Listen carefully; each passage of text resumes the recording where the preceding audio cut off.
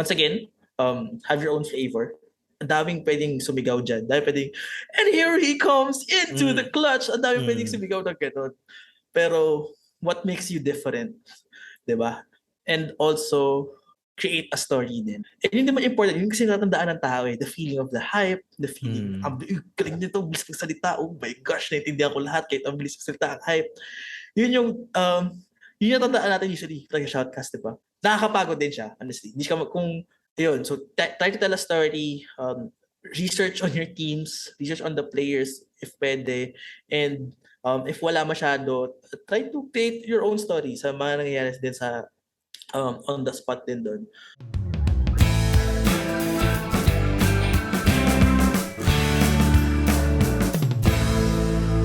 Hello everybody and welcome back to another episode of the Moonlock Podcast. I'm your host, Ramon, back with another conversation where we explore what it means to live a fulfilling life through conversations with family, friends, and colleagues. We take a deep dive on how our guests got to where they are, as well as what methods and ideas we can learn from them and perhaps use it in our own lives. Today, I am excited because we are joined by my good friend Adrian Manansala, and he'll walk us through on the journey on being a streamer here in the Philippines, shoutcasting for tournaments, and building a production house in the rising world of esports. But first, if you're new to the podcast, welcome and thank you for dropping by. We're delighted to have you here and invite you to consider hitting the like button, subscribing to the channel, and following us wherever you receive this content. We release new episodes every Monday, so you don't miss out on this adventure to discover ways to live a meaningful life. All right, for today, Adrian and I will explore on how to become a streamer, then how to use that experience to become a shoutcaster and hopefully lead to starting your own production company. And at the end of the podcast, we'll ask him how to become one and so much more. Adrian is a content creator known as Whole Day Gaming with 3.3 thousand followers on Facebook and 10.6 thousand followers on TikTok, a former competitive player in the Call of Duty Mobile Battle Royale, co-founder and technical director of IGI Iggy Productions, an esports media production company, FPS Shoutcaster, and just an overall avid gamer. Although esports and gaming is his main thing, he is also a designer, a dancer, and a runner. So without further ado, here's my conversation with Adrian. Hello, Adrian.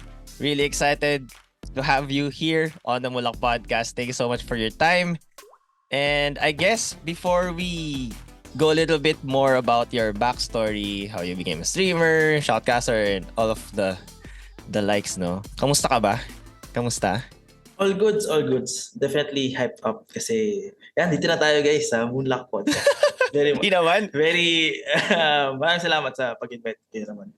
Baliktad pa nga na-invite ko na si Whole Day. Baliktad, pre. Yun.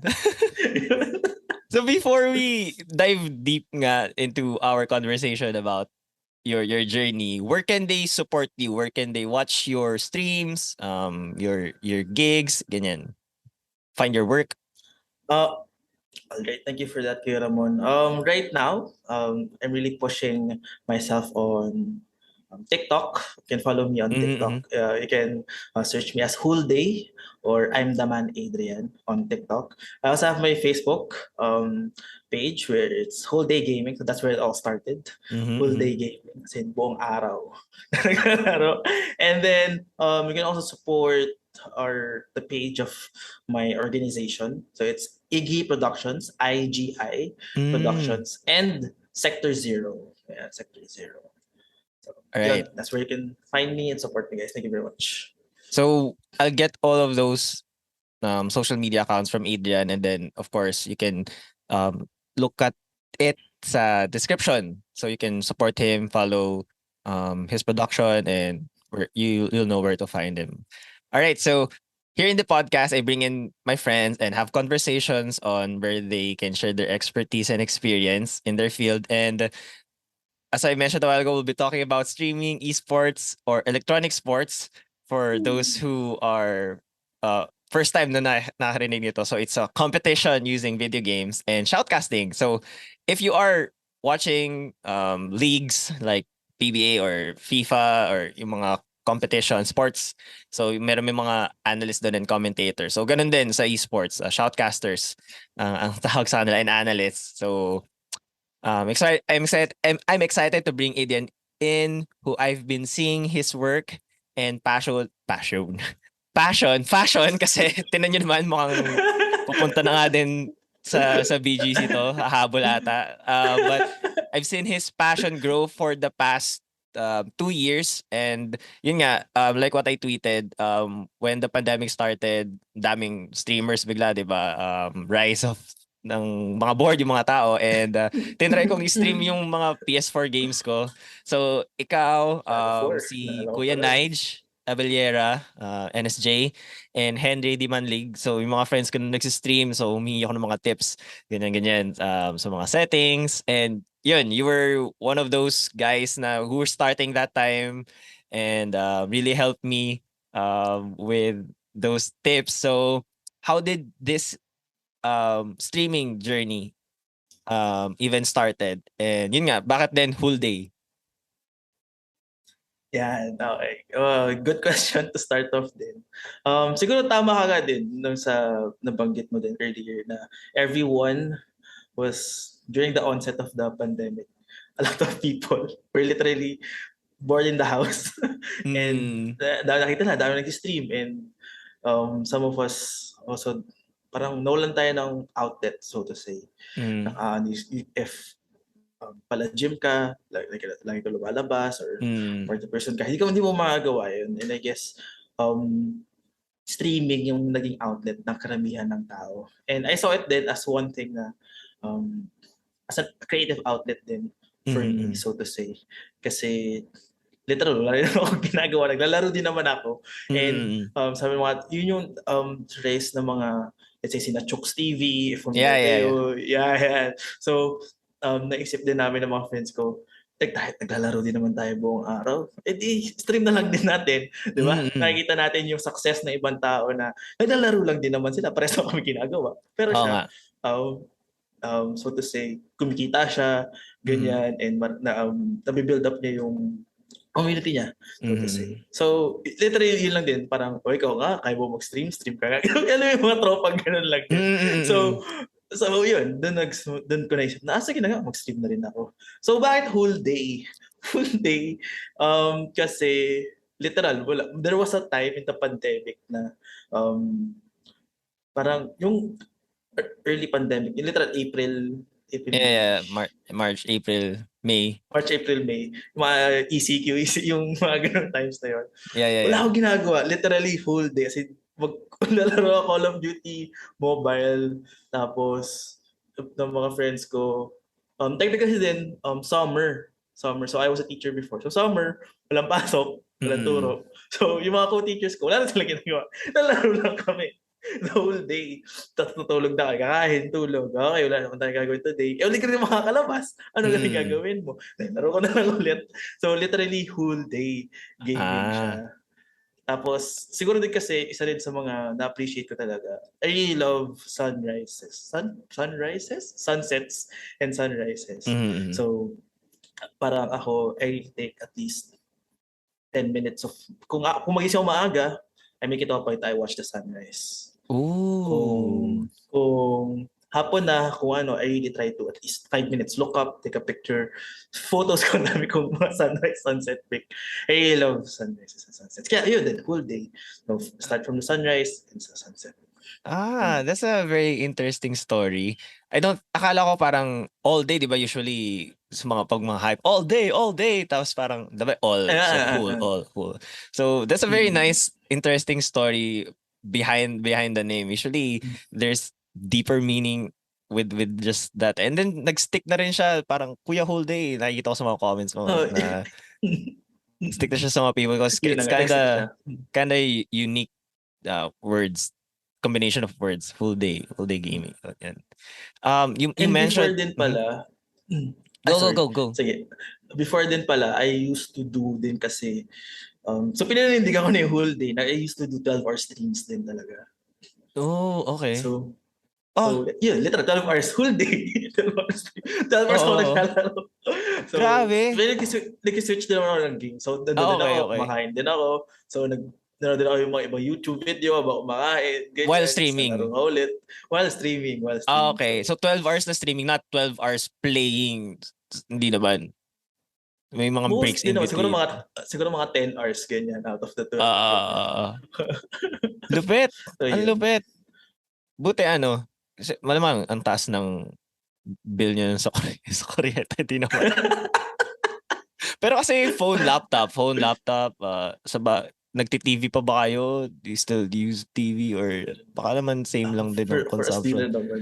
Oo, Hindi di ko ba? same lang din. Oo. Okay, that's a very very interesting origin story for you.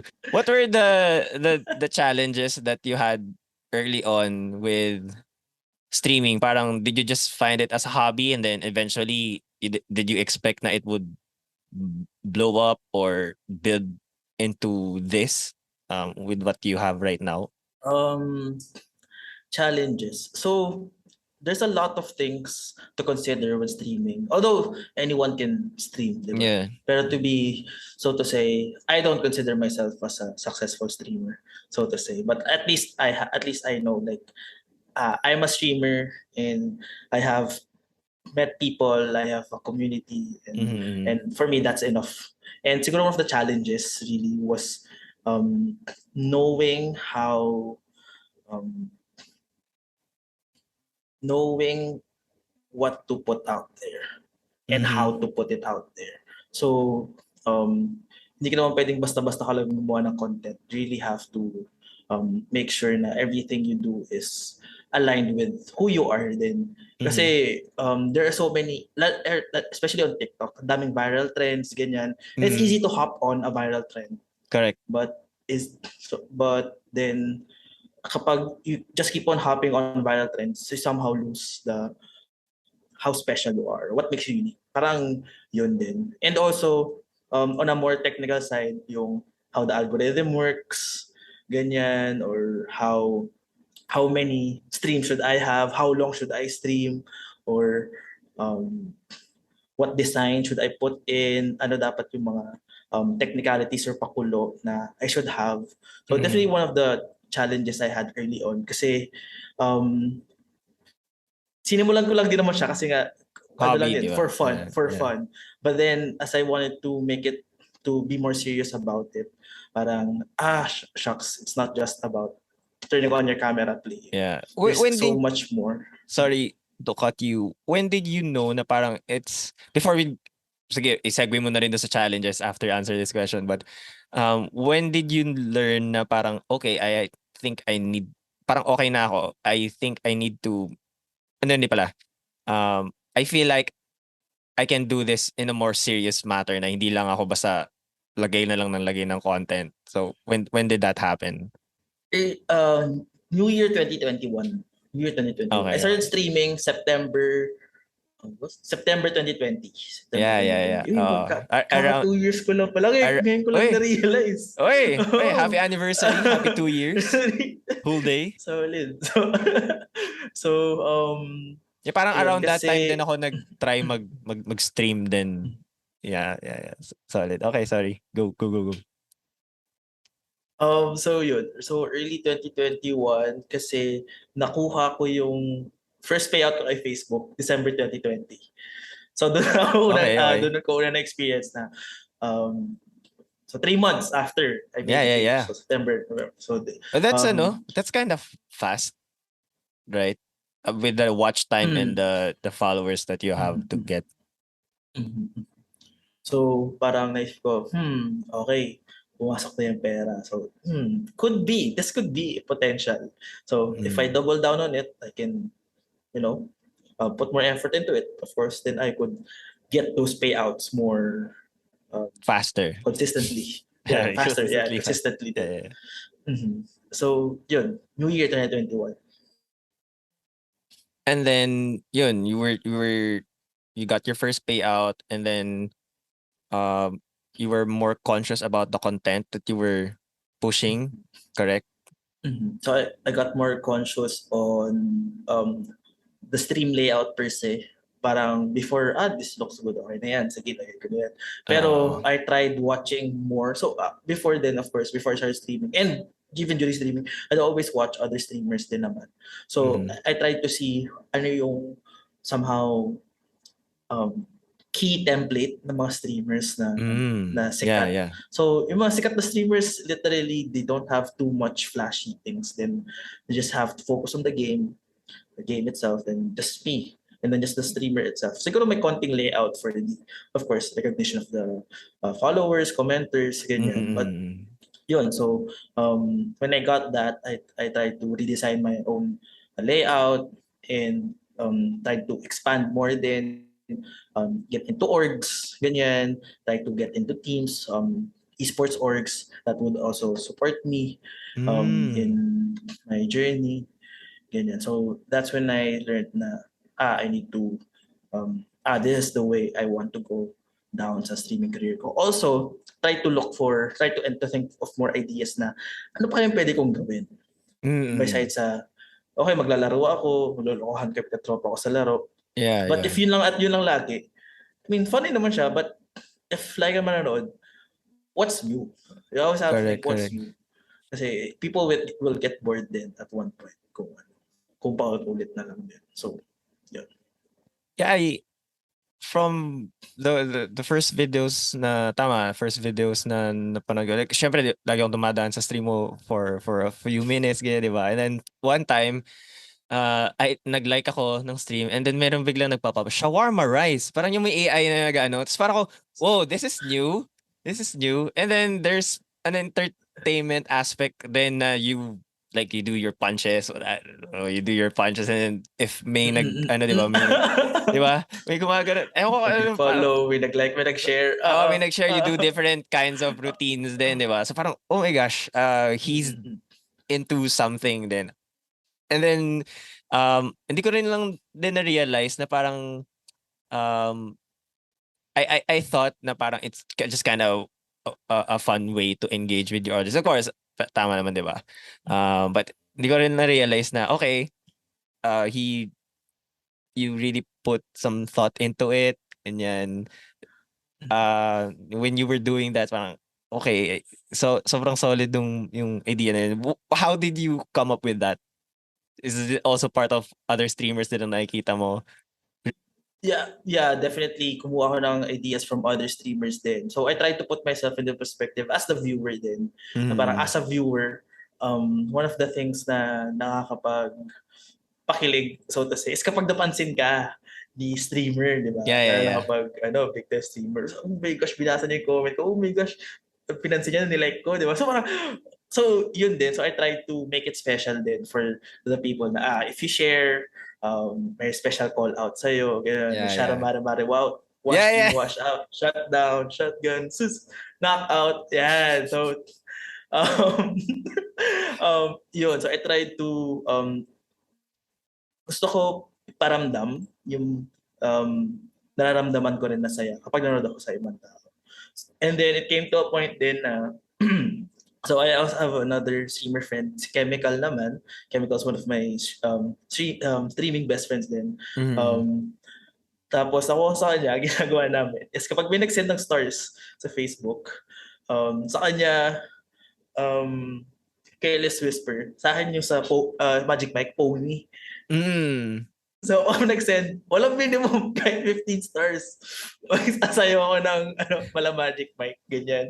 So, it came to a point din, parang one time, madaling araw na ako nag-stream, tapos may nag-grade sa akin na streamer, na medyo big streamer. Si Daddy Z. Raid is, if for those who don't know what raid is. Yep. Raid is when you're ending your stream na, you can pass on your viewers to another streamer. Okay. So si Daddy Z, parang 100,000 followers plus na din. I met him through Call of Duty Mobile. Okay. Tier 1 talent. Oh, nice.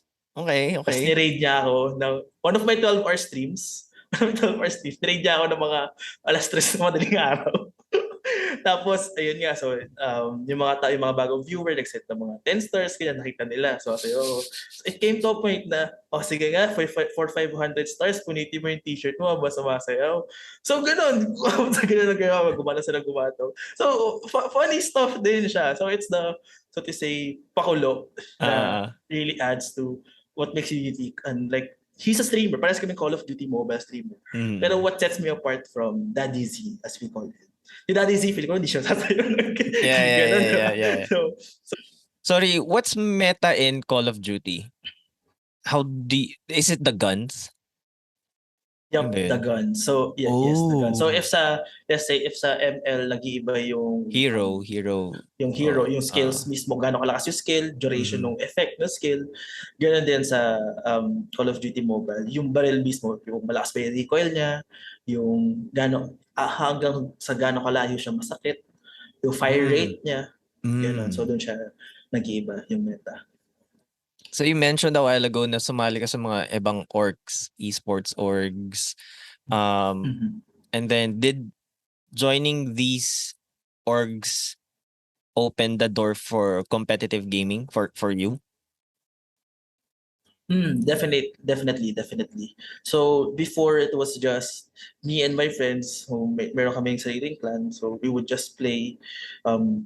We'd try to um, join scrimmages, ganyan, tournaments under our own name, which was from the time Ekis. Mhm. So mga dancer din. I'm not sure if you know Jacob Haurige. And I I think we're Facebook friends. Yeah. yeah, si Jacob and sina David Sol, Chemical, yan. Si Jacob, streamer din siya, Pakinabang Gaming, ganyan. So, Mm. we Naririnig ko have na our 'to own, sa'yo, 'yan. yun din. Sina Rain din, si Rain. I remember Rain also being Ah, part, yeah, Rain oo. Orlando, being part Yeah, of yeah, our yeah. team din. And yun, so we would play, we would join scrimmages, ganyan. And then, of course, um, magka-tryout ka rin for the big boys, ganyan, for the big orgs. Mhm, mm. So yun.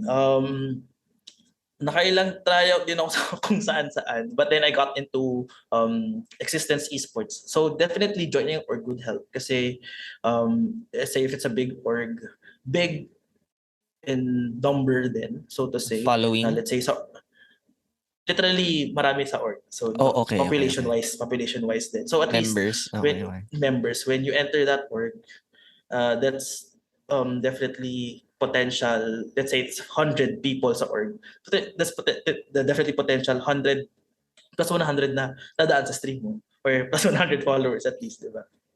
Yeah, before we take a break, how do you usually join these organizations? Like, do you uh like do you have a specific win rate? Kasi parang sa ML ata ganun eh. Mhm.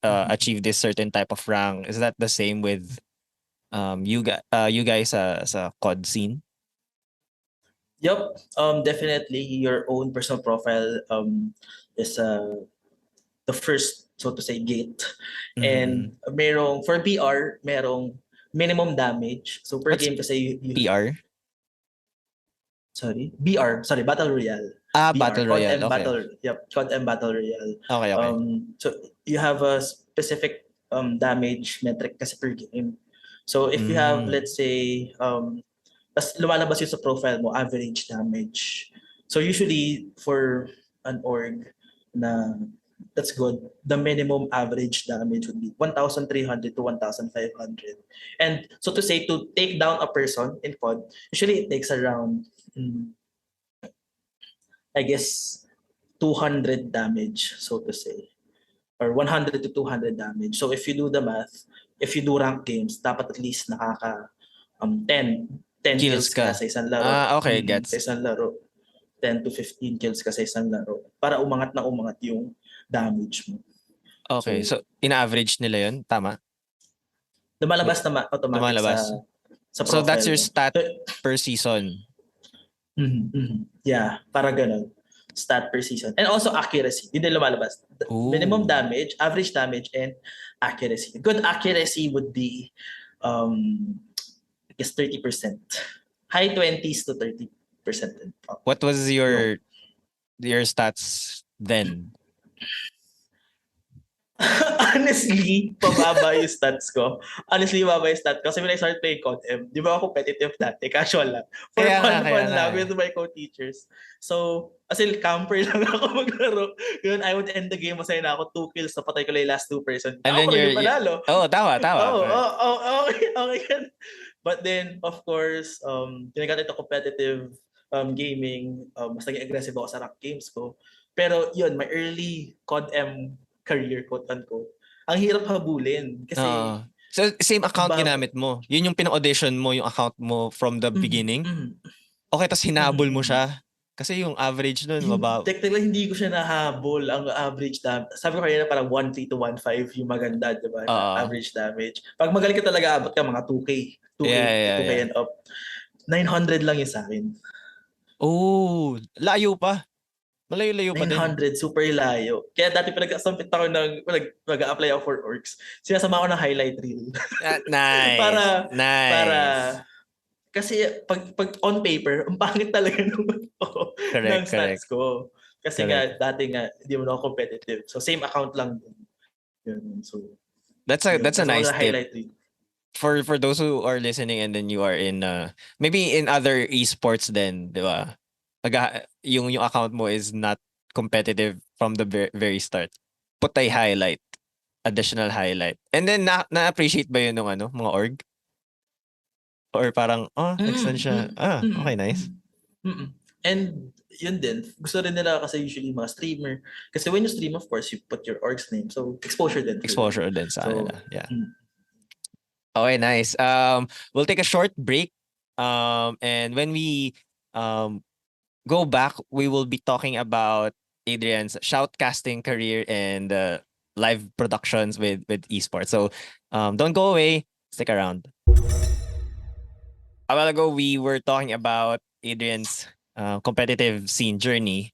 So nag-audition siya with a very challenging stats or very challenging ano ba, what we say entry to the competitive scene. But what were aside from that, so nakapasok ka na, maybe challenges when you were trying to get in, and then when they were saying na parang okay, maybe we're not a great match right now. How did you take it, and then when you eventually got in, what was the mindset after that? Isa sa mga mindset ko lagi, not just in esports, pero applicable din, very applicable during that time, was that there's always someone better than you. There will always, definitely, there must be someone better than you. And so with that one, lagi akong growth mindset. Parang I may not be the best right now, but I'm giving my best just to absorb. And then, kung ano man yung makuha ko, reinvest lang ulit pabalik sa sarili.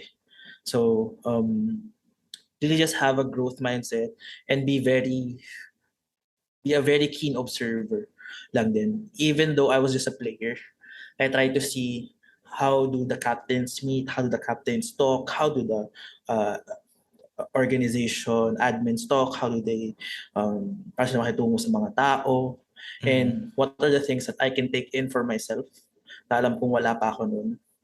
And yun, also applicable din sa gameplay din. So, for example, pansin ko, kapitan ko, dati, dito siya maglaro. And magaling talaga siya. So, yun, I try to watch him then as he tries to play. And how he thinks then while he plays. Kasi pag captain ka, syempre, as a player, ako makikinig ako sa kanya. Siya din Yun yung ang shot trabaho ko. caller, yung captain. Okay. So, makikinig lang ako sa kanya. So, lalaro lang, gagawin ko lang. So, kung gusto ko rin gumaling, gusto ko rin maging captain, kailangan ko rin maano yung mindset yun na, bakit kaya naging ganun yung utos niya sa, bakit kaya naging ganun yung call niya for that one. So, what I do was, I record all of my games then, and then I rewatch them then. Parang, okay. So, this one, nakita pa niya siguro sa mapa, nandito yung kalaban, narinig niya or something. So, yun. And also, with the admins, how they talk to us, then let's say sa GC, how they approach situations, how they make these decisions. And it always doesn't hurt to ask them. And you were captain then for a time, right? Yep, definitely. Um, so before, sabi ko kami lang din. Just me and my friends going to Mm. the, trying to get the competitive scene. And then when I joined an org, of course, sobrang baby ko pa sa competitive scene. Wala akong kilala, Mhm. ganyan. Hindi ko alam paano sila maglaro, ano ba yung mga strats, ganyan. So literal para ako naglalaro sa kantos. Just sumali ako sa, sa amateur Ket-ket, league. ganyan. Nasali. So, yun, nung um, it came to a point na the admins trusted me to have my own team na rin. Okay. Because they saw how I improved, ganyan, and they saw din naman my willingness to have a team and take on a bigger role. So, they let me lead a certain team, gave me, so to say, um, decision making sa roster, ganyan, invite players that gusto ko, pagpa-tryouts, Oh, kung gusto okay. ko, ganyan. So, yun, ako naman yung nangongolekta ng ano, what's your stats? Ako na yung nagtatanong. Why do you want to join this org? Ganyan. And ganoon din yung mindset ko kasi ever since din naman, lahat din, most din naman, pinapa-tryout ko. Kasi, yun nga, pinatryout nila ako, pangit na stats ko. Hindi ako maganda yung stats ko. Mm. So, naging ganoon din yung mindset ko whenever people would apply, I would let them try out. Did So, someone try to send their highlights like you did? um, wala akong experience na ganun. Pero Wala. usually, people would just like list down, sumali siya sa ganitong tournament, sa ganitong ano, mga Okay. achievements lang. Yeah, yeah, Parang yeah. usual CV, resume lang. Resume, yeah. Mhm. Ganun. So, yun, when I became a captain na, um, I really tried to make sure na kung ano yung ginagawa din ng mga captains ko before, yung mga good Mm. things, kinuha ko. And I tried to siguro sa streaming din, as I've said kanina na I watch streamers din, try to get their Yeah. ideas, ganyan. So, naging ganun din yung mindset ko na um, pinapanood ko lagi yung mga top players, paano sila maglaro, Correct. how do they, I try to analyze their game din. And with that, na-apply ko rin paano kaya, syempre, let's say yung team composition ko, hindi naman mala Warriors. So, Warriors, puro tres lang yan, Yeah. outside game. Eh kung paano yung mga players ko, puro malalakas lang sa loob. Diba? Correct. So, I try to adjust din accordingly sa team ko. Pero, yun, lagi growth mindset, absorb. Before we go to our next topic, what's just something na from what you learned from your early days as a streamer and to experiencing competitive and being an admin, knowing the admin roles, not just the gaming scene. What can you advise for an interested streamer that's trying to start his or her journey? Is equipment Mhm. really necessary, or do I have to have nice computers, a good phone, or extensive knowledge, ganyan?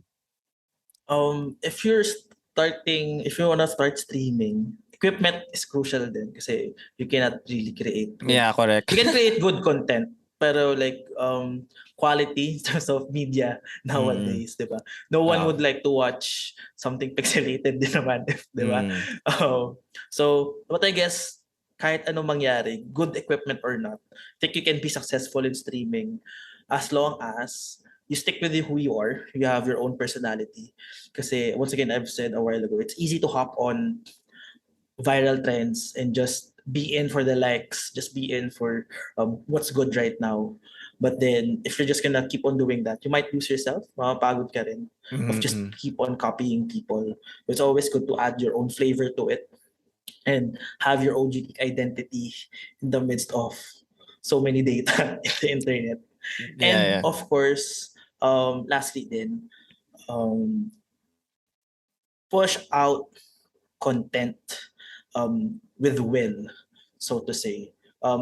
If you want to start streaming as a hobby and for fun, that's totally fine. But if you really want to have streaming as your career, so to say, if you really want to make something out of it, you really have to not just turn on your camera, play, stream. Doesn't end there. You have to create your videos, get your VODs, your clips, post. a good moment in your stream, maybe 30 seconds to 1 minute. So TikTok, YouTube, gain traction there. And Mm. from there, transfer mo sila sa main thing mo, which is could be Facebook or Twitch or YouTube, wherever you stream. So you just have to once again keep don't lose track of who you are. Keep have a unique identity, personality, and second, create as much content as you can. From hindi kailangan pabago-bago, pero make the most out of what you have then. From a 4-hour stream, pwede ka gumawa ng highlights, kung may funny moments ka doon, and then kung meron ka pang habang nag-stream, may bigay tips, may mga viewers na commenters na nag-challenge sa'yo. So from a 4-hour stream, you can have additional 4 videos of content na you can post.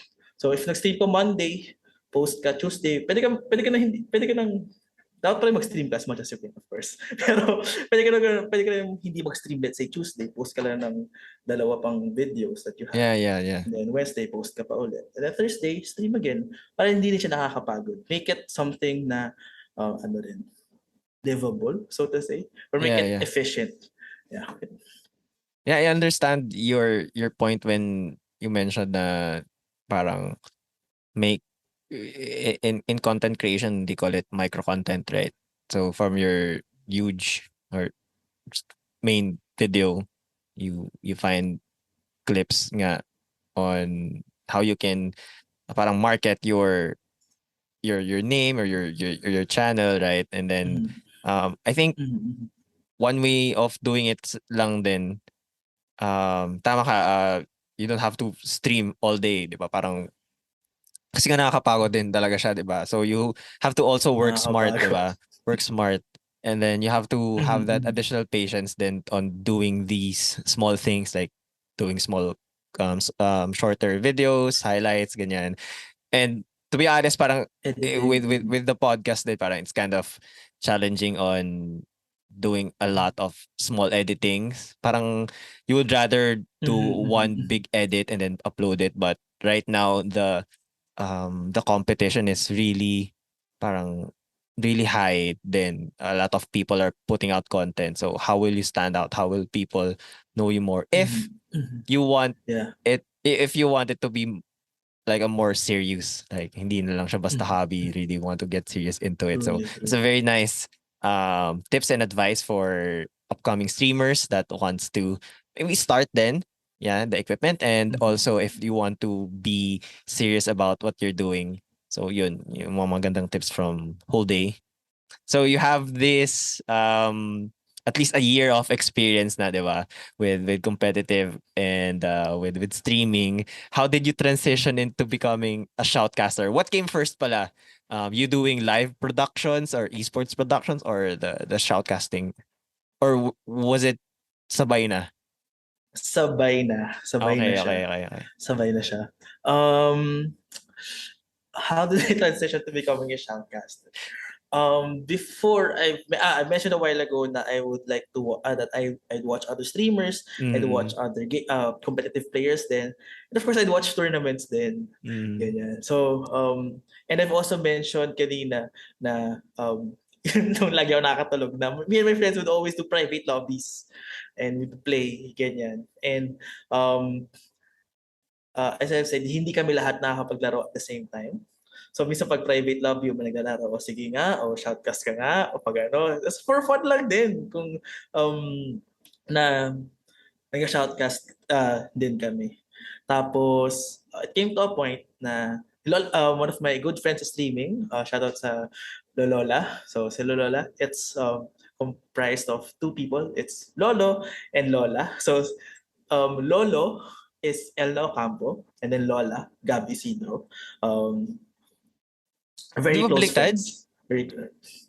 Hindi, yun yung ano nila, yun yung thing nila. Lolo is the girl, Lola is the girl. Okay. I didn't know that. That's the thing. Hello, Elna and Gab. So, naisipan nila magpa-tournament. And since nasa isang community kami na nag-ask sila, guys, who would like to help us, kaya volunteer lang din. So, growth mindset. Kung ano, G, go ka lang. So, G. So, tumulong din ako sa kanila in creating the program, designing the tournament, ganyan. And then, yun, napaisipan namin, tayo lang to. Wala tayong budget. Yung price po lang namin, 3,000, di ba? So, Sino itong mga kasali? Kayo lang din? Or nag-invite kayo ng mga friends na so players? we were a group of 6 people. We had a community sa Lola. We also had a GC, COD GC, kasi literal Call of Duty. Kung hindi mo alam GC, COD. And then, puro dancers, actually puro dancer kami, puro dancers din yun nandun. We had Janji from Alliance, and then si Gus, and also Francis Lopez. Yeah. And so that's, I don't want to miss out someone. Oh my gosh. Di ba Francis part of your team na? Yes. Francis, Janji, Gus, and me. Tama, 6. Yun, kaming 6 yung nag-start ng, it was actually named Lolola Tournament Series. So, yung GC na yun. So, kami nagsimula ng tournament. So, kami lang din talaga. So, gusto mo mag-host? Sige, ako host day 1. Gusto mo rin mag-shoutcast? Sige, ako host day 2. So, kaya lang, nagpa-tournament na talaga kami. And then, of course, we posted sa mga Call of Duty groups. And some of us already knew some orgs or were part of competitive orgs. So, invite din namin sila. So, and some of our friends dun sa GC na yun were also competitive players na rin. So, in-invite na, di ba may team ka? Tara, sali kayo dito. So, ganoon. Doon lang nagsimula sa from the private lobby to tara magpa-tournament tayo. Wala kayong budget. Hindi kami pwede kumuha ng Shoutcaster. Kami lang. Yun nga, price ka namin, 3,000 lang. So, ayun. Kami lang din nag-shoutcast. So, literally, looking back right now, sobrang tinatawanan namin yung tournament na yun. Kasi, sobrang labo namin mag-shoutcast kasi wala naman kami training. Ginagaya lang namin yung napapanood namin sa mga tournament. Na-hype lang, ganyan, gano'n. Tapos, nagsasapawan kami lagi. Dalawa kami, tatlo kami. Tapos, overall, it's really just a fun experience for us na parang, tayo shoutcast. Okay, sige, tara, G. So literally, how did I become a shoutcaster? Yun, we put up our own tournament. Yeah. So, yun na rin yung first experience ko in production ng esports. Then, parang, so since mga dancer, mga dance concerts. Yeah. So, technically, sanay na kami sa production. Pero it's a different vibe din syempre. Kapag esports, di ba? But again, I guess the ushering of the people, of the players, papasok sa room, ganyan. I guess same. Kind of same. May parang gano'n na rin na vibe. So, yun. So, I guess that was quite successful for us. Alam ko nun, tuwan-tuwa na kami. Sumabot kami ng 100 plus viewers. So, not bad. For that tournament. So, yun. And then, so from that point, from that tournament, we were able to do two more tournaments from that first one. But the second one, we were able to join an org, and from 3,000 naging 25,000 yung prize pool namin. Laki. Nakuha kami sponsors, lumaki yung team namin. Tapos, nung first tournament pala, sa bahay lang kami. Kanya-kanya. Onset of 2020 pa yun. December. So, wala pa yung pandemic. And then March 2021, we were staying in the condo of Francis sa may Green Hills. Doon kami, nag-set up kami, bootcamp. Set up kami green screen sa may cortina, dala-dalang PC, kanya-dalang monitor. So, naging mini production house yung condo ng Francis doon. So, yun. And then after that one, so we were able to, nung time na yun, we were able to reach out to bigger teams na rin. Kasi we were able to get into an org. And yung org na yun, competitive org din siya. They also had their own team na sikat sa COD-M during that time. It was RTL. And then they sponsored us. Then they gave us a bit of the prize money. Kaya about 25,000 yung prize money namin. Ganun pa rin. Kami lang din nag-shoutcast. Although, pangit pa rin yung shoutcast namin nun. I have to say. I mean, okay na siya, but definitely better than the first The time. first one, yeah, correct. Pero I guess we were more conscious na din. Of course, we received feedback din during the first one. Nagturo ka shoutcaster to, nagkasapawan. So, So may flow na there was a script of some sort, may program na you follow. Syempre, may practice yan, di ba? Meron na rin mo ng first time, pero kasi during the game itself, wala ka namang script eh. So, Yeah, yun, madalas ako nagkakasapawan before kasi ano ba, ako na ba magsalita or ikaw? So, since lagi na kayo mas naging friends pa kami ng mga kasama ko, mas nakuha din naman yung vibe ng isa't isa. Yeah. It turned from literally, it turned more into a more conversational shoutcasting din, so to say. And that's good kasi parang nag-uusap lang din kayo, kakwentuhan kayo what's happening. Yeah, so it became more flowy, so to say. And then from there, we were invited to, kasi nung season that was we call Pamana season 2, so Lola, so si Lola pero sila Pamana. Nice. So Correct. so Pamana season 2 yung pangalan nung ano. And then we were able to gain lots of viewers din ng time na I forgot lang how many. Pero since we're able to invite big orgs din, marami din namang nanood. And then June or May 2021, we were able to get parang my first shoutcasting gig din. Yeah. Under Liga Adarna.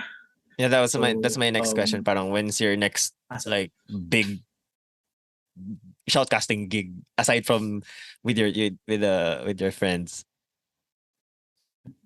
So one of the sponsors that we had for Pamana season 2 was ePlayment. And then they saw our live, they saw our show, and also kasi Gab works in ePlayment and they have their own all-female league, which is Liga Adarna. Liga Adarna is an all-female league that mostly caters to mobile games, so to say. They had PUBG, ML, Wild Rift, ganyan, COD M. And then when they had their COD M COD M season last year, May, I think it's May or June last year, since they saw our show dati, they invited us then, ako, me and your prod team, Lolo and Lola. So just shoutcast lang. So kami tatlo, invite lang okay. Shoutcast. So it was during weekend, Friday, Saturday, Sunday. It was during weekends. Tapos ran for about a couple of weeks or a month then. It was good. First time ko. Isa na naman yun. Next ko, shucks, pwede din pala to. Dahil kumikita ka rin dito. Pwede. And it's something na gaming pa rin and masaya din siya. And so to say, mas less hassle sa paglalaro kasi nakaupo ka lang, shoutcast. Although nakakapagod din mag-shoutcast. Pero kasi yung dapat focus ka pa rin on everything. Pero it's a different kind of pagod, so to say. Yeah. So it was different for me back then. It was fun. So it was my first ever exposure then in a well-known league, so to say. So Liga Adarna is a tournament na partnership with Smart. So yeah, I saw. Oh, well, maybe my next question is like, ito yung isa sa mga curious ko kasi when I watch ML, they have this extensive, although these are pro players din, so may mga background na din that they can research on. How about these kinds of leagues? How do you prepare? Do you try to research on each and every player, their gameplays, ganyan? Kasi doon ka kukuha ng content na pwede mong sabihin, di ba? And ang hirap na stock knowledge lang about the game and what you see lang sa facade ng mga players and teams, right? So, like in basketball, right? They from college, they have a little bit of stats in college, especially those mga incoming players. So, how's your preparation maybe on your first Liga Adarna and the succeeding ones? How did you improve on your prep? Especially yung mga players, like, doon ako curious how do you actually have all those knowledge stored up in your brain and then shoutcasting live, play by play? So, can you just share something about that? So during my first Liga Adarna, it was my first ever shoutcasting gig din na medyo um, legit, so to say, na hindi kami lang yung gumawa. So we were given the schedule, the script, ganyan. And game knowledge-wise, we were confident din naman. Kasi we will always play the game. Ayun nga, patuloy na naman kami. Then, what I did lang before was, sinerch ko lang yung mga orgs. May page pa to. Sige, tingnan natin. Okay, so ito yung org na to. Okay. Because we also didn't have, before, I didn't ask for a copy of, let's say, the list of players. Schedule lang. So, with the schedule, kita mo naman yung team. So search ko, Facebook, okay, nanalo sila dito before, ganyan. Ito yung ano nila. Okay, so yun lang. So I tried to use that. Insert, use that para may added flair, so to say, then sa shoutcasting. So, yun, doon ako nagsimula. But then, as I got to know more shoutcasters din, parang, again, absorb lang. Nakikita ko sila, talagang nanonood din sila ng mga ibang tournaments, ganyan. Yeah. So parang may isang na mind bago talaga ako na parang, may isang nakasama shoutcasting, tapos binanggit niya yung isang play na ginawa nila from a previous tournament. So, shucks, grabe, ang ganda no? nun. Oo, natandaan niya yun.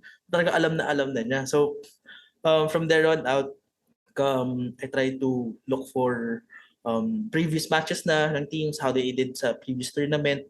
And yun, manood lang din talaga. And of course, as I got to know shoutcasters, so sinusuportahan ko na rin sila pag nanonood ako ng mga tournament kasi sila rin yung nag-shoutcast doon.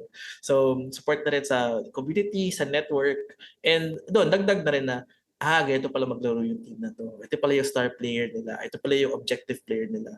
Siya pala yung talaga yung rusher. Ganyan. Siya yung shot caller. Doon mo malalaman din. So, because not all players have then pages or you don't know their personal names. But so at the most that you can do is at least get to know the whole team itself and watch how they play.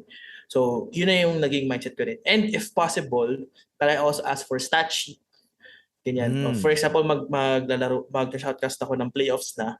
So, I try to ask or look for a stat sheet ng eliminations, qualifiers, sino yung mga nakalaban nila before, how did this player do in this laban nila before, magkikita and ba that's ulit easily itong dalawang teams na available? to? Depende sa pero Liga Adarna they have the stats. Yeah, okay. Depende rin sa nagpapa-organize, but yeah, yun. So stats sheet, try to Facebook search lang din and watch tournament. So yun yung naging difference. Usually when I shoutcast then when I get invited to schools, let's say may intrams sa school, ganyan. So hindi mo naman kilala yung mga players doon. Oh, you kasi shoutcast? Sa ganun, mga mga school. So nice. Before, I think I've done San Beda and sa FEU. Lupit ng mga schools, no? Parang full production na din. Tapos may shoutcast, full show, ganyan. No? Parang feel ko since pandemic wala intrams di ba? Yun na yung intrams nila. Yun na yung intrams na rin nila. Oo. Something new din. Actually, natuwa din ako nung nalaman yun. Grabe. Sa'yo naman ang intrams nila. Esports, di ba? Esports, no? Yeah. So, ito nung nagkaroon ng face yung dance community ML Parang nag-sponsor yung I Got Colors ng ML tournament. Tapos mga teams ng I think there was ng dance community. There was A-Team. I forgot the others. Basta mga well-known crews. Legit. Parang pag nakita ko sila doon sa bracket, parang shucks, legit at kunwari, legit at 80 magkalaban sa brackets. Parang isipin mo pa rin yung mga kilala mong dancers dun sa mga crew na yun, tapos maglalaban sila ML, ganyan. So it's kind of fun. Saya din, di ba? What a face. Nagkaroon ng face na gano'n. And then, for those who wants to shoutcast, what would you advise them before we take our last break? I guess if you one key thing na for shoutcasting, I've learned this from AJ Mustachio.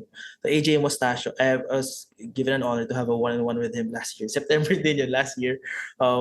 he's like the face of COD M Garena, the father of COD M Garena. Mm. Ano lang yun, I just, tinry ko lang talaga, nag-email ako sa kanya, nag-guess ako sa page niya, can you mentor me? Ganyan. So yun, bait niya. Pasok ko sa Discord niya, and yun, nag-one-on-one kami. One of the things na nakuha ko sa kanya was, once again, have your own flavor. Ang daming pwedeng sumigaw dyan. Dahil pwedeng, and here he comes into the clutch. Ang daming pwedeng sumigaw ng gano'n. Pero, what makes you different? Diba? Sa NBA, dami pwedeng tumira ng tres. Diba? Yeah. What makes you different? Diba? And also, one of the things then is create a story din. Create a story. One of the things na napapansin, it's also my mistake before, nagsimula ako, but also from new shoutcasters, is, hindi naman important, yung kasi natandaan ng tao the feeling of the hype, the feeling, ang galing nito, bilis ng salita, oh my gosh, naintindihan ko lahat, kahit ang bilis ng salita, ang hype. Yun yung natandaan natin usually, like shoutcast, diba?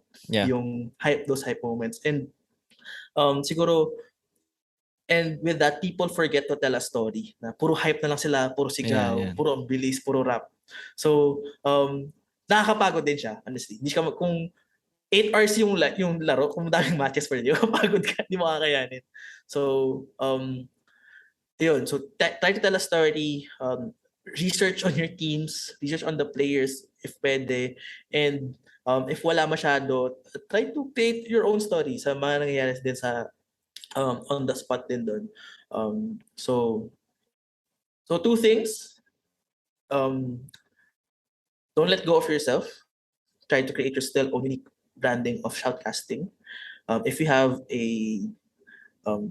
tagline or if you have certain keywords, na ikaw lang, pag narinig nila, siya yun nag-shoutcast, di ba? And try to tell a story. Kasi kung puro hype lang din, nakakapagod. Not just for you, but also for the viewers. But it adds to the value of the tournament itself. It's not just a team winning over another. These are people that's trying to win a trophy. And this is their current journey as they go there. Yeah. That's very nice. So, have your own flavor, research on the team, and tell a good story. That's very nice advice for those who are trying to also shoutcast, and hopefully you'll be able to also have your mark on this journey. We'll take our last break before we go, and stay tuned. Marami pa kaming magandang pag-uusapan. Don't go away. We will be right back. We covered Adrian's journey from being a streamer and then shoutcasting and doing production. And now he is a co-founder and technical director for IGI Productions. What inspires you pa? I mean, you're still in the beginning of your journey. Malayo-layo na din after 2 years. So. But what still inspires you to push through, especially now na have your own prod na? I guess besides from really having this creative outlet and really trying to be the best production there is at one day, what really inspires me is where I started. Kasi ako, gamer lang din ako nagsimula ako lang din naglalaro. Hindi ko rin ako mag-stream. Lalaro lang din ako with friends. And when I got into streaming din and I got into competitive play, what inspires me to do better and to do more sa esports productions is how, so to say, it helped me then.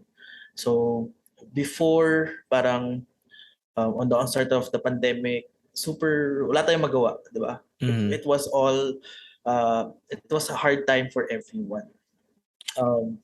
Physically, mentally, financially, di ba? So during that time, it was really gaming that helped me pull through.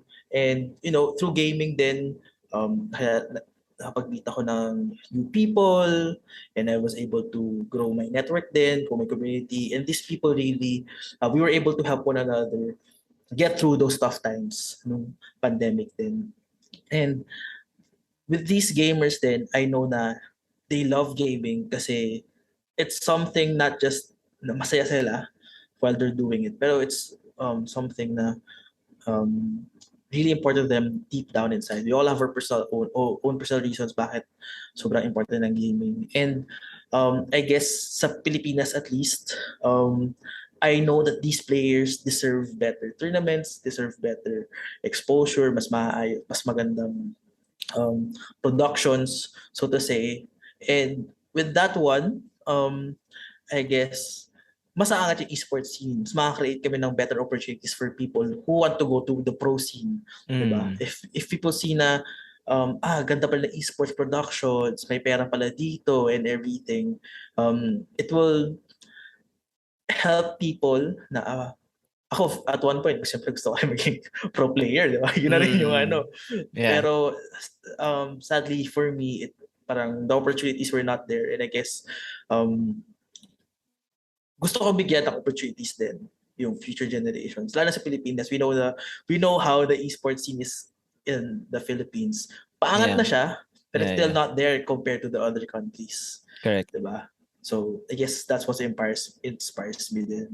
It's to help people achieve their esports dream din. What were kind of your challenges now that you are more of on the production side? Handling you mentioned this na in one of your is it one of your videos, or I think it was a Twitter thread na you were sharing your experiences on being a director, ganyan. So can you just quickly share that? It really helps din siguro kasi na we started out as friends din, so nakuha naman yung vibe ng isa't isa. Definitely may challenges pa rin from every now and then sa team na sino ba dapat yung susunod, ganyan, or ano ba dapat yung nangyari, bakit ganito yung naging decision, ganyan. But at the end of the day, siguro what really helps us is we have clear roles din naman talaga. We have clear job titles when we enter the studio. So, ang ako, trabaho ko lang is, nung si Gab kasi nasa Australia na siya now, pero nung dito siya sa Pilipinas, siya yung technical director. Ako yung assistant technical director. So that's clear. Then, kami ni Gab, we work seamlessly. We try to, kapag may nakalimutan siya, I try to help him. Pag may nakalimutan ako, he helps me. So we work hand in hand din talaga. Yeah. And then, let's say for the others, sila yung stage manager, ganyan, yung iba sila yung league operations, sila yung usher. So, kapag anything sa live stream or anything na may connection doon, kapag let's say magpo-pause yung or maglo-long break ng sa live stream, let's say kasi pagod yung casters, call ni direct yun. Long break tayo. So kailangan sumunod ng league ops, ng ushers, sabihin nila sa players, pwede baka po ma-delay yung match natin, maglo-long break lang po tayo. So I guess with the challenge of who decides who or who decides what, we just really have to, we knew our boundaries na early on. Although, syempre, pa rin, collaborative environment pa rin, tulukan pa rin, flexible pa rin lahat. And yun yung pinupush namin sa team namin ever since, lalo na ngayon. Then, we're really trying to push for having a company na rin talaga, or that solid team na rin talaga, is, kung ako director, hindi lang ako dapat marunong mag-direct. Pwede dapat marunong mag-league ops, mag-usher. Kung if I want to level up my skills, again, growth mindset, if I want to, nagsimula ako na usher, pero, interested ako sa creatives, pwede ako mag-design na isang scene, or pwede ako mag-design. We try to teach them then, or gusto ko matuto paano gamitin yung software na ginagamit namin sa directing. Ayun, parang, sige, sa next match, gusto mo, ikaw pumindot dito, tuturo ko sa'yo, napipindutin, ganyan, or. So, yun, we have our roles, so to say, to help us eliminate the challenge of who getting to decide. Lalo na kapag live stream, not mabilis kayo mag-decide kasi live eh. On the spot nangyayari. Pag hindi pwedeng hahayaan mo yung viewers na nakanganga. So kailangan may mag-decide ASAP. So yun, boundaries but still letting people experience din or grow din sa different roles nila. I like how you are pushing this kind of culture na very collaborative and like if they want to grow or at least 'di ba everyone gets to experience all of the or all of the jobs and if wala you're very open in teaching yung mga less experienced members or teammates. I really like that part of what you're trying to Mhm. build and I'm really rooting for you guys. Hopefully you get your break or you grow really into a solid production because it's very ano eh what I'm getting is because ikaw, you were part of street and Elna's part of street. So, and most of you are there are in the dance community Sila and Francis, si sila Francis, Wendy. diba? Mhm. And most of you guys that are in the dance community know the culture that the coaches are kasi magkakilala rin naman yung mga coaches somehow, diba?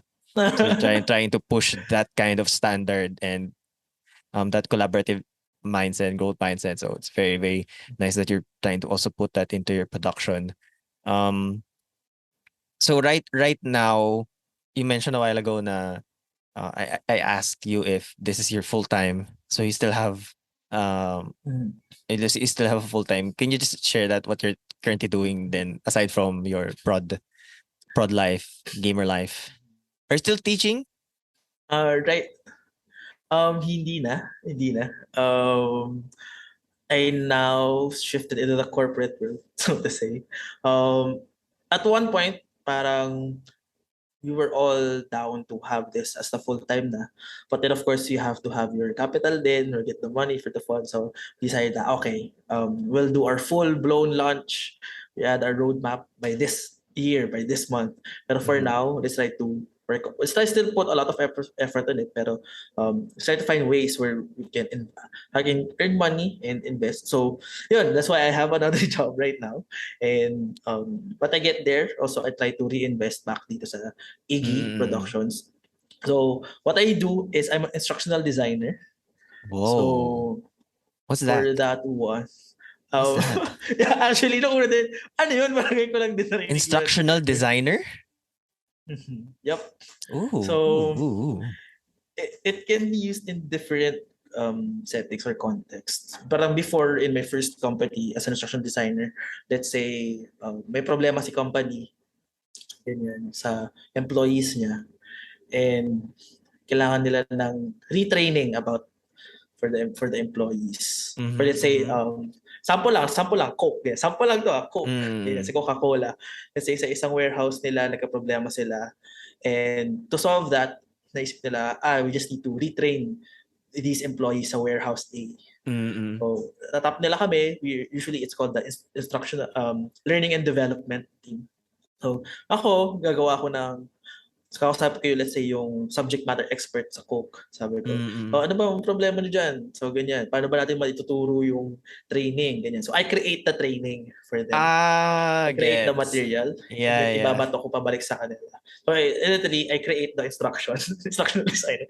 I create Correct, the correct, correct. training material. So, whether it be PowerPoint or e-learning, yung, alam mo sa mga Coursera, yung Yeah, self-paced yeah, na siya, yeah. no, I designed those din. Ooh. So, yun. So, it could be applied into context, sa dalawang context na we try to put out fires. So, ganyan. So, kung may Yeah, problema, yeah, kami yeah. magkasalo. Or we try to future-proof the things. So, it could be, let's say, new hire training, ganyan, Mhm. or additional supplementary training for the people to up their skills din sa Yeah. company. Ganun. So, usually ganun, marami kaming clients within the company. Nice, nice. Okay. Still teaching though. Still in your line, diba? Yeah, Yeah, yeah. adult learning, adult learning. Adult So learning, from kids. mga chikiting, mga Uh-uh. bigote na mga may bigote na tinuturo. Yeah, yeah, yeah. Nice, nice. Ayun. Um, how did your parents react? Not it's not Mm. your typical career path that you want to take. It's kind of a more of a Definitely. passion hobby, right? Like with dance. Siguro it's the usual thing before na nag-stream ako, magalit siya, ingay mo naman, lalaro ka lang dyan. Ano pa nag-shoutcast ako pag weekend na nga lang minsan dapat ang ibig sa bahay, di ba? Tapos may pa yung tournament si Adrian, sumisigaw na, here it comes through the long A with the bat. Sumisigaw pag hype ka na, di ba? So, ang ingay mo naman. Wala bang part na nagka-cast ka tapos kumatok bigla or nakalak naman yung pintuan? Wala naman ganun. Nagkasabi mo na ako sa bahay. Okay. May shoutcast ako wala. Kung dadaan man kayo sa kwarto, dadaan lang kayo. Bigla kang tumitingin sa, sumudungaw ka sa cast. Ganun ka. Joke. Anyway. So, yun din. Pero, I tried to show them din naman na, yun nga, there's a future din. I get paid, quote unquote. Din naman dito. Kasi yun din important for us. Siyempre, that's how parents would try to care for you. Are you able to take care of yourself? Are you able to buy food for yourself? Are you able to sustain this lifestyle? Diba? And that's how they care for you din naman. Pero yun, I just have to prove it. I just needed to prove sa kanila na hindi lang ako basta maingay. Hindi lang ako basta naglalaro. Oo, alam mo yung kaka-computer mo yan. Yeah. So, yun, especially ditong lately na I got invited to become a prod for the first LAN event of Call of Duty Mobile last month. 2 months ago actually, August, sa Marriott Hotel. First ever LAN event niya after the pandemic.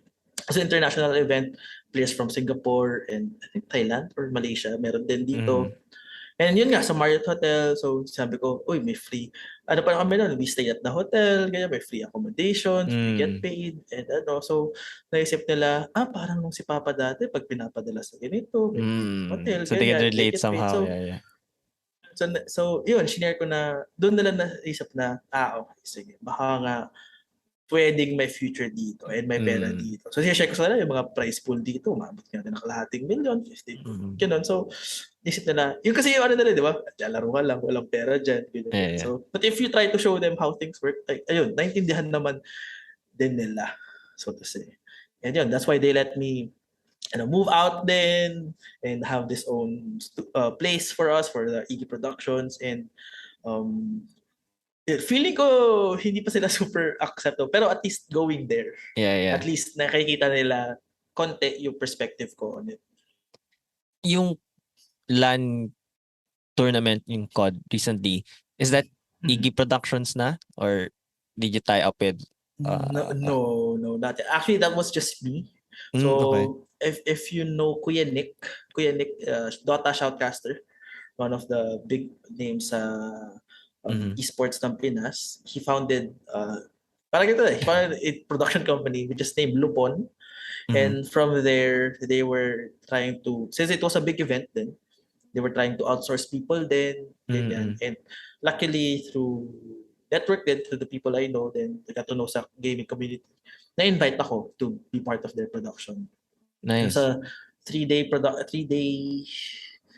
tournament. Playoffs na lang. The qualifiers eliminations was Garena Masters 3. So, everything else was online. Tapos yung playoffs, yun, live na siya sa Pinas. What's your biggest takeaway during the tournament? Prod-wise, or you just being there? What's your biggest takeaway? Prod-wise. It really helps yung growth mindset and yung being flexible enough na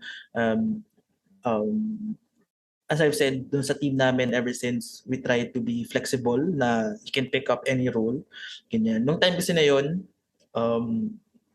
medyo it was the first LAN event for Call of Duty Mobile then. So there were, and in every event naman, every production, there are a bit of obstacles that are bound to happen, few things to iron out. And with that, I came in sa role na observer lang ako dapat. So if you're an in-game observer, literally, you control ano yung nakikita ng viewers sa game. So, you're a spectator ka lang. So, sa ML, ako yung gumagalaw ng cursor kung saan titingin sa mapa. Parang gano'n. Sinusundan mo yung player. Ikaw yun. So ako yung player. Okay. Yeah, ako yun. So, literally ko nakikita niyo sa screen na at least sa gameplay wise lang, hindi yung layout and everything. Ako yung nagko-control noon. So, kung saan titingin, saan pupunta, ganyan. So, yun. I came in as an observer lang din. Pero, there were things na we had to set up, ganyan. Came to a point na nasa akin yung headset. Nasa akin yung headset. As I was coordinating the stage, yung mga ushers sa stage, to the director talaga sa katabi ko, pati yung shoutcasters on the others. Di ba pag MPL, sa kabilang nasa harap yung players, yung stage mismo. So shoutcasters medyo nasa gitna or nasa dulo. Nasa harap, oo. Nasa harap. Nakaibang platform sila, ganyan. So, parang with me just trying to observe and saan ba ako kailangan, ano ba yung pwede kong gawin, what can I contribute. Yun, tinulungan ko na lang din mag-setup and everything. Up to yun nga, came to the point na nasa akin na yung headset. Okay, papasukin na daw yung players, paki-ready na. Nag-transition na tayo, nangyari sa casters. Paano nangyari yun? I mean, Adrian, ito may kailangan natin ng magko-coordinate. Ikaw muna dito sa inabot lang sa'yo. Okay po.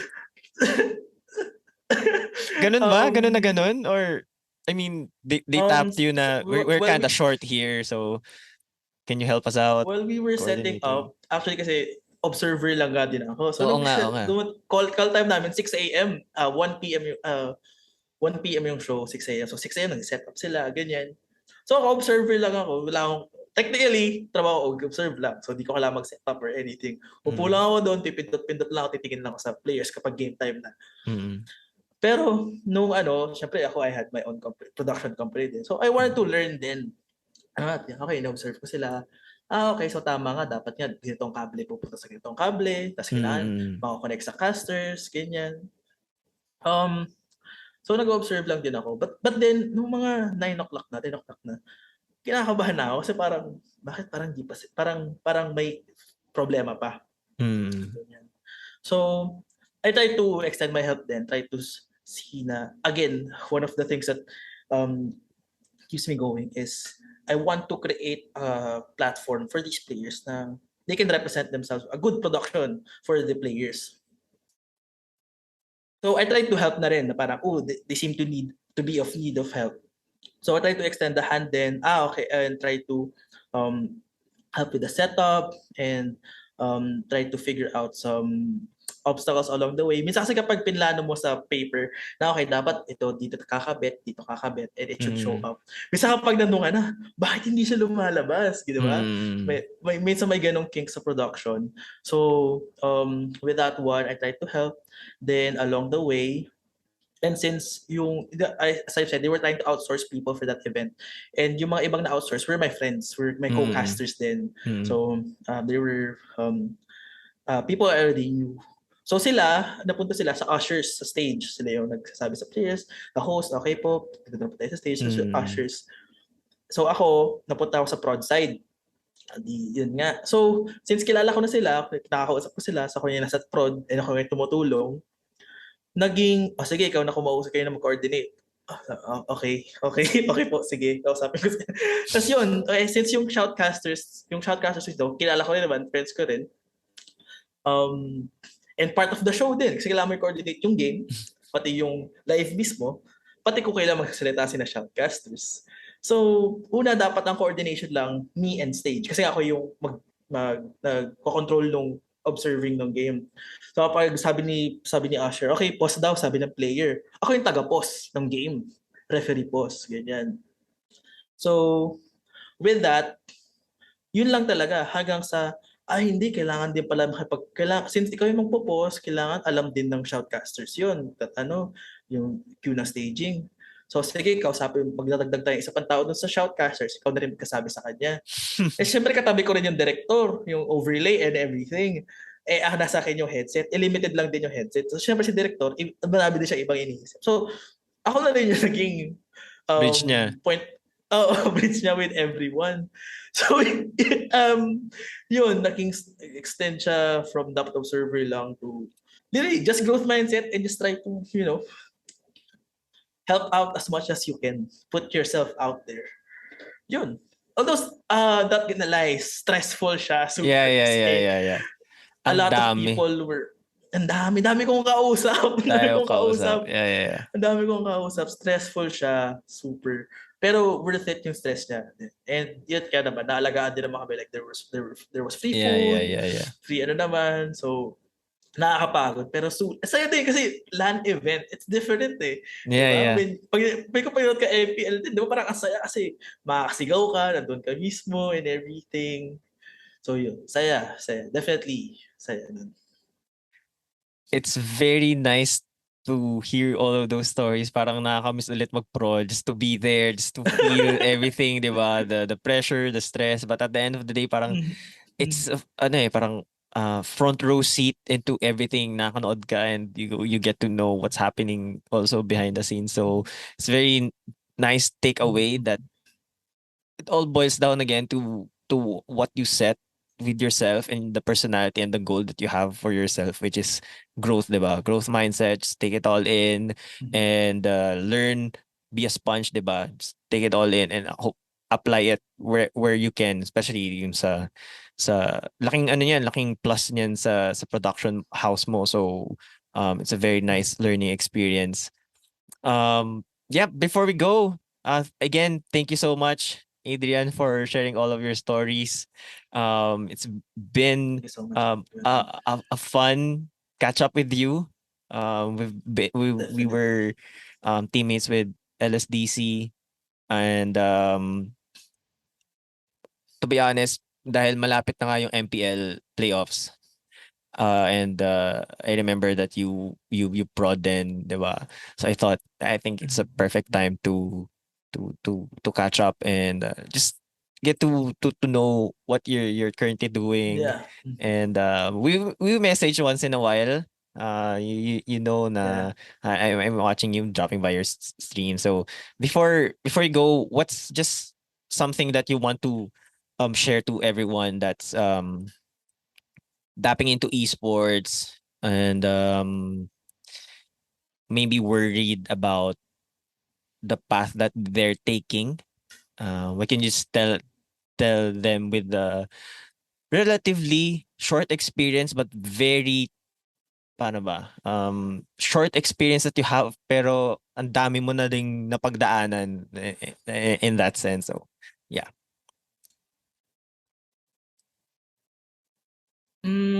For people who want to get into esports and to join esports, the esports scene, um, sabi ko is tara. Libre dito. I mean, libre pumasok, wala nag-gatekeep kahit anong laro man yan.